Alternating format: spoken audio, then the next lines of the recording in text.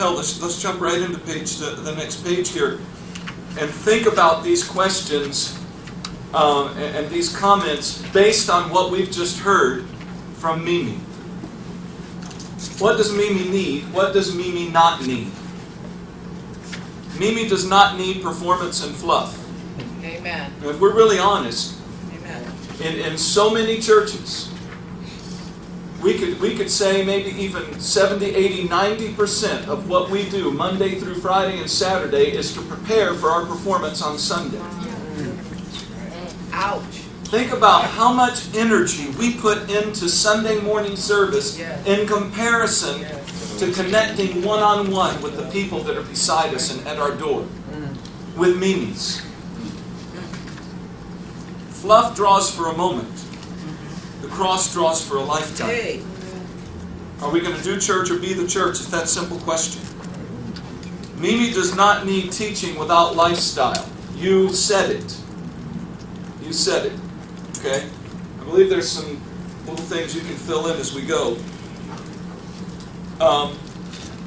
When she says about parents' guidelines, I would venture to guess that her issue was not that she didn't want guidelines, but that she was given guidelines by people who didn't follow the very same guidelines they are given. Right.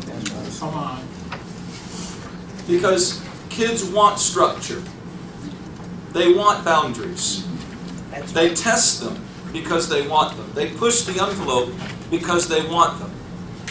So I would venture to guess that her issue was not as much the presence of guidelines, but the absence of the lifestyle that goes with the guidelines by those that are giving them. How about teaching without relationship? True discipleship is relationship-based.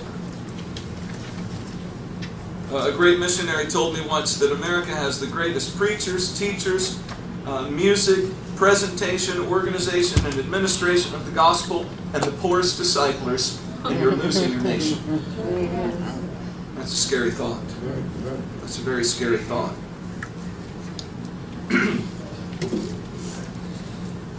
Mimi does not need shallow plastic people and shallow faith.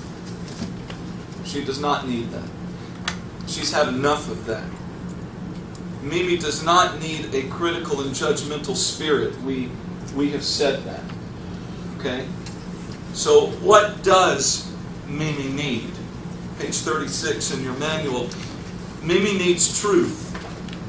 But she needs lived truth, not just spoken truth. Mimi needs unconditional love. Now, when you're working with a Mimi, when you're working with a kid like this, you understand that them coming to Christ is not the difficulty. Them working out their salvation and walking out of the worldview and the pain and the wounds and the strongholds and the anger and everything else that's in their lives, that is the issue. So it takes intentional discipleship on our part to make that happen. And we are conditioned in our life, in our American culture, to want to see big numbers. Big numbers are great if they are reflective of souls that are hungry and want to be doers of the Word. If we are only pursuing numbers, we fail.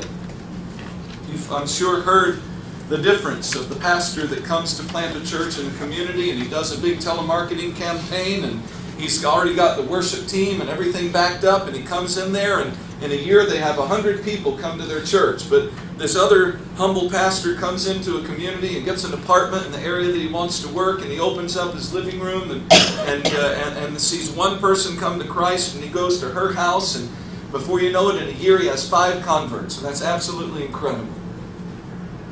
The second year, the other pastor is able to beef up his worship team and his presentation, and he has 200 people in his church in just 2 years. The other pastor took those 5 people and he discipled them and he trained them and he poured himself into them and poured God's love into them, and those 5 people became disciple-making disciples, and each of them won 1 person to Jesus, and after 2 years of labor he has 10 people in his church. But in our American culture, we're going to look at that and we're going to say, this guy's got 200. He is definitely the successful of the two. Right. The third year, the trend continues. This man has 300 people in his church. He goes to his denominational meeting and he's already given a testimony about what God has done in 3 years. This man, the third year, takes those 10 people and imparts Jesus into their lives, and each of them go out and win one person to the Lord and come back, and at the end of his third year he has 20 people. Well, without talking about all the scenarios that go with it, let's just do the math. Okay, fourth year he has 400 hearers of the word. Fourth year he has 40. Fifth year he has 500. Fifth year he has 80. Sixth year he has 600. I mean, he's already teaching classes on church planting and church growth. Sixth year he has 160. Seventh year he has 700. Seventh year he has 320. Okay? But at this point he's already recognized that once you get up to 200, you got to do something. So he's already sent someone from those first 5 out to plant another church, and he sent his Sunday school superintendent and his worship leader and 2 of his best elders to go with him. Okay? 8th year he has 800. 8th year he has 640, but they're in 4 different church buildings. And one is in Africa or Asia or Latin America. Okay? 9th year he has 900. 9th year he has 1,280. 10th year he has 1,000. 10th year he has over 2,500. But they're probably in 8 or 10 different churches, starting a mission in the inner city, touching 3 or 4 continents overseas. Who has really changed the world? And that's what the unchurched need. And that's the way we're going to change and turn things upside down for Christ. Amen? They need truth. They need unconditional love that is manifested in genuine relationships. And those genuine relationships must come with patience and perseverance to help them get to the point that they don't use profanity when they talk about the goodness of God. Amen. That patience and perseverance must come in an environment of integrity. Oh God, help us to be men and women of integrity. Consistent integrity. God, help us. Help us to exemplify what we preach. Live what we preach. St. Francis of Assisi said it well, didn't he? Preach the gospel at all times. If necessary, use words.